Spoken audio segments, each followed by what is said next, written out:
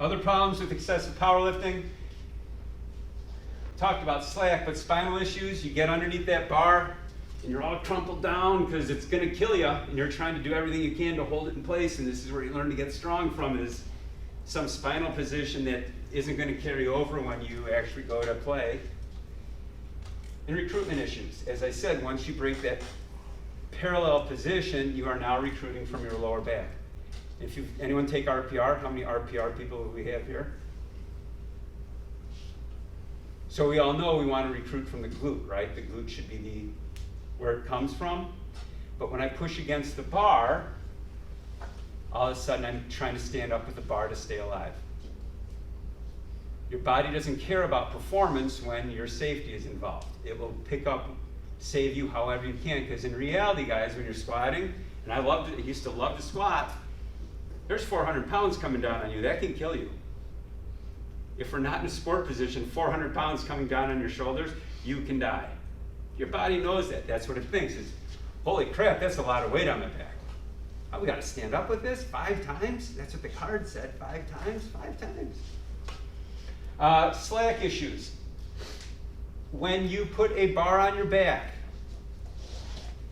the bar takes up the slack because your body thinks that it's going to get crushed and it needs to save itself as quickly as possible. So jumping with a bar not on your back and a bar on your back are two completely different things from the issue of slack, or from the standpoint of slack. That's why there's this difference between what you do in a weight room and what you do on the field. Because when you play sport, there's nothing on your back. There's nothing weighing you down to take up that slack. You have to learn to deal with that yourself. So that's powerlifting. In fact, if you actually go to the literature, this came out in 2019, there's no research that shows one way or the other that lifting weights actually makes you faster. This is one of those summative reviews where they go through and look at all the research. Whenever you write a research paper, which is always the crappy part for me because I supervise these and I have to read like this 100-page thing about all the other research that they read. They did this. This guy's actually a really good researcher. There isn't anything dramatic in literature to push you one way or the other if you want to run faster. Science. Science, right? In fact, if we look at the difference between the two, this is an awesome thing that I stole from John Cronin. John Cronin is the director at Springs. He's been doing athletic research for 40 plus years. He's on most papers. They're opposite. We do almost everything on 2 legs. When you play sports, you play sport on 1 leg. If I've got 2 feet on the ground, where am I going? Nowhere.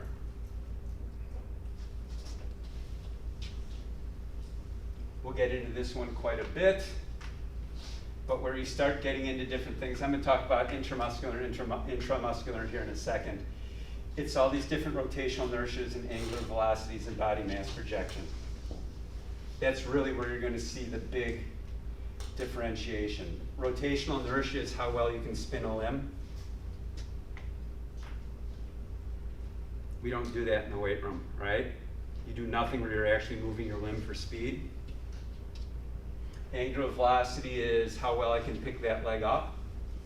For example, when you sprint, which guy runs faster? Which person runs faster? The guy who dangles his leg low, or the person who can bring it up high and tight? High and tight, because it's a lot less weight to carry if I'm here. If I'm down here, that's a longer lever, right? Physics. I've got to bring it up here to bring it through. So now all that energy that I save from this leg coming through can be used to bring this leg forward and get it down on the ground faster. However, if I'm just dangling here, I can't create a lot of velocity in that limb to hit the ground. Does that make sense? Physics. Bar speed at the end in sprinting, you're accelerating. Body mass projection is accelerating, and it decelerates both in the weight room. Otherwise, the bar leaves your hand and then someone gets in trouble. Unless you have a bar catcher. I could do that for my retirement job. I'll be the bar catcher for our active acceleration days, I'll snatch that sucker up right out of the air for you. $12 an hour, I'll take that job. I have to have health insurance. My wife said I have to get something with health insurance. That's what's concerning. The crazy one is this. There is no twisting and contra-twisting in anything in the traditional weight room. What I mean by that is this. When we sprint, there is a series of joints that are playing against each other. And as you work your way up the chain, one twists that way, the other twists that way, and as you go up, it creates this very stiff moment on the ground in that 8/100ths of a second, where that's going to snap and bring you forward. All these different twists and counter twists from both ends of the bone actually release that energy to push you forward. Some people even think your bone may twist a little bit. We can't do that research because we can't stick things into people's bones yet. That's illegal in the United States. If you want good research, you go to Japan where they can stick things in you. And they don't care. There's this guy, he's got an island. Does phenomenal research, but he gets away with that stuff there. Can't do that here. That's what's really missing. So these chains of muscles that all work together to create this forward momentum in our body. Because in weight room, we're just worried about pressing down, right? There's no twist. And that's what makes you fast, is your ability to twist off the ground. Do you guys know Bosch's multi-layer model of specificity? Should I do this real quick? I'll do it really quick. How many people are familiar with Franz Bosch? Franz Bosch is this, he's not really a researcher, he's kind of a researcher from the Netherlands.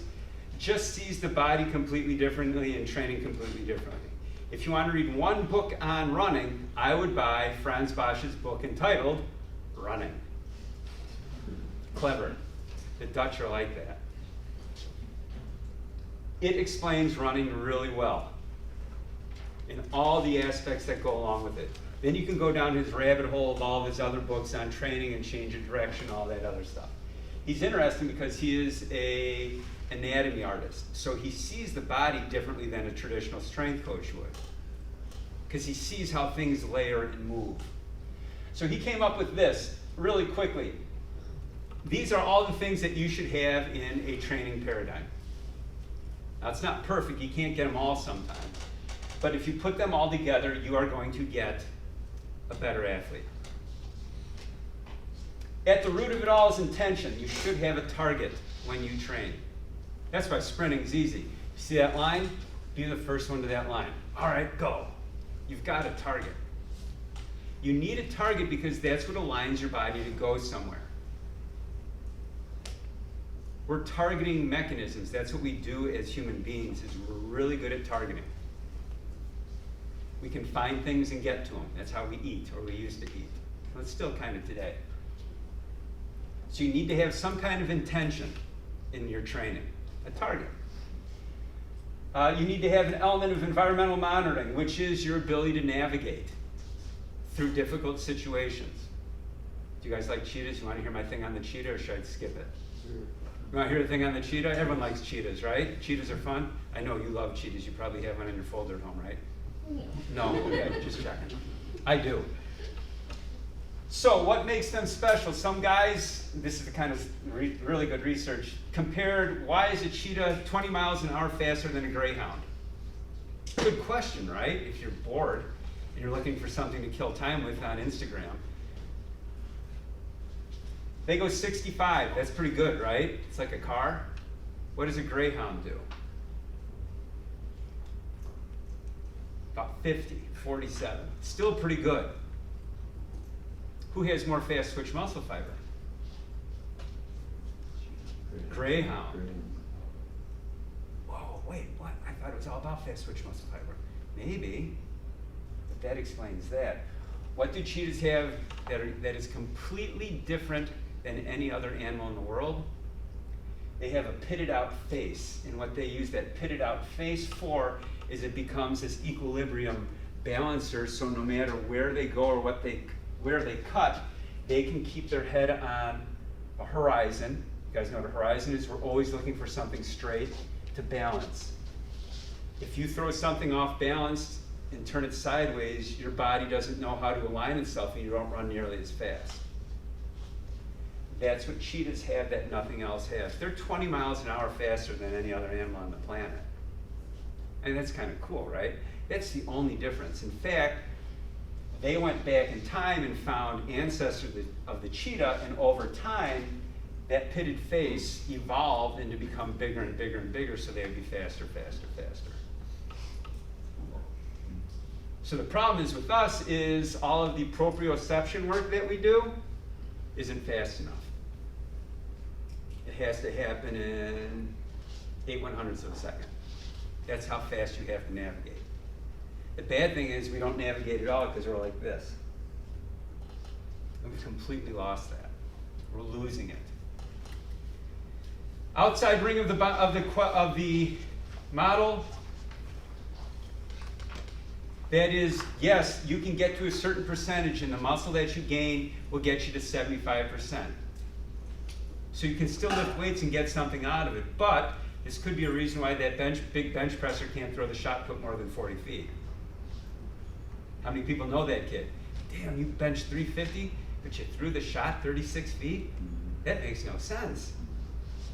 You squatted 500, but your vertical jump is 21? Jeez.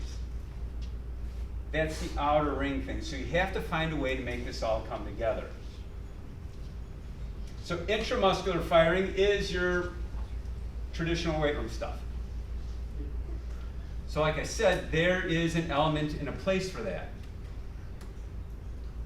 But when you want to start to jump that part and get into that 75%, now we're looking at limb speed. And it's something we never do in the weight room is look at limb speed.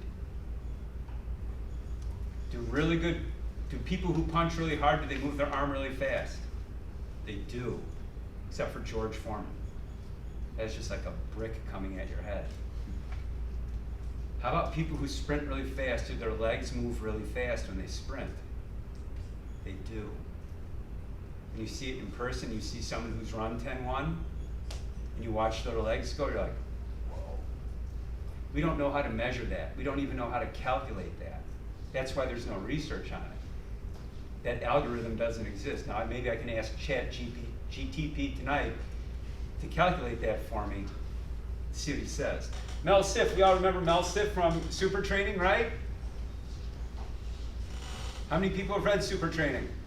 How many people own it and it's way too big to read and you're like, there's no way I'm reading that thing? Started about 4 times. Yeah. Now, I know Cal's my friend, but I'll say this. Not because he's my friend, because I said this to him the first time I met him.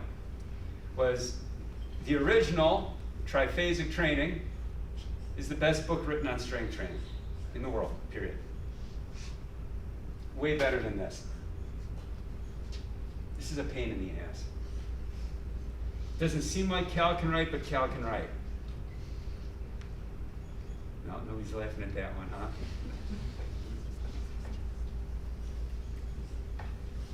Intermuscular is your twitch.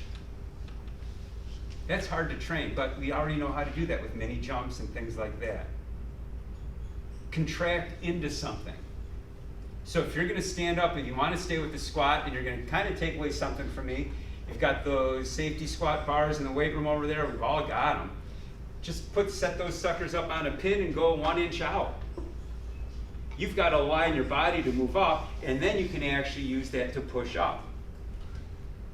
Now you're dealing with the intramuscular coordination of your system. You're dealing with slack. You're dealing with those issues.